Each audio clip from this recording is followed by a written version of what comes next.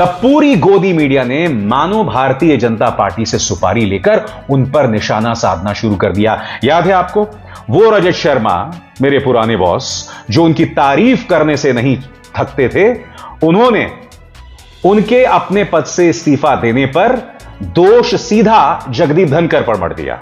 मैं आपको याद दिलाना चाहता हूं कि रजत शर्मा ने क्या बयान जारी किया था आपकी स्क्रीन पर।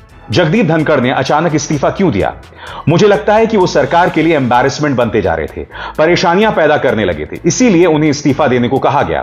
मैं आपको अंदर की बात बताता हूं कि टकराव कैसे शुरू हुआ, कहां तक गया, यह समझाता हूं। पहली बात, जगदीप धनखड़ जब से राज्यसभा के चेयरमैन बने, उन्होंने यह इंप्रेशन दिया कि वो सरकार के शीर्ष नेताओं के बहुत करीब हैं, जो भी करते हैं वो उन्हीं के कहने पर करते हैं।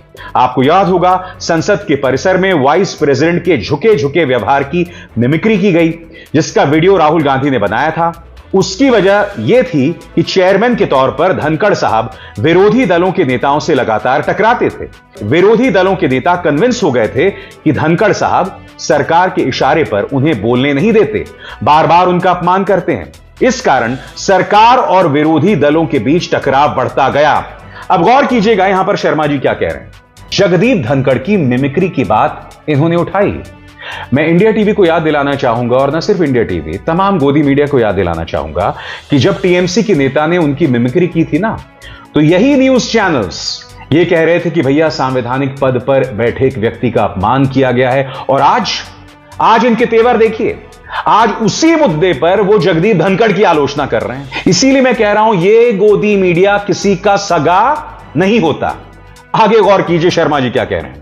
दूसरी बात, कुछ महीने पहले धनखड़ साहब ने जुडिशरी पर डायरेक्ट अटैक किया, सुप्रीम कोर्ट पर हमला किया, पार्लियामेंट की सुप्रीमेसी की बात की। जजेस को भी यह लगा कि वाइस प्रेसिडेंट साहब यह काम सरकार के इशारे पर कर रहे हैं, वो सरकार के करीब हैं। जुडिशरी और सरकार के बीच टकराव जैसी स्थिति पैदा हो गई। तीसरी बात, इन मामलों पर जब उन्हें समझाने की कोशिश की गई तो वो नाराज हो गए। उन्होंने याद दिलाना शुरू कर दिया कि कैसे वाइस प्रेसिडेंट होते हुए भी उन्होंने जगह जगह सरकार को डिफेंड किया, अपनी प्रतिष्ठा दांव पर लगा दी। यह सरकार से उनके डायरेक्ट टकराव की शुरुआत थी, बात बढ़ती गई।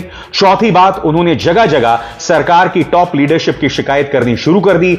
आरएसएस से लेकर मंत्रियों तक, विपक्षी दलों से लेकर मीडिया के सीनियर लोगों तक उनकी शिकायत थी कि सरकार में उनसे कोई बात नहीं करता, उन्हें घुटन हो रही है और कोई उनसे बात नहीं कर रहा। और फाइनल फेज में उन्होंने कांग्रेस के नेताओं के साथ मुलाकात की, अरविंद केजरीवाल के साथ मुलाकात की। लिहाजा बीजेपी उन्हें इंपीच करना चाहती थी और यह बात उन्हें कही गई, जिसके चलते उन्होंने इस्तीफा दे दिया।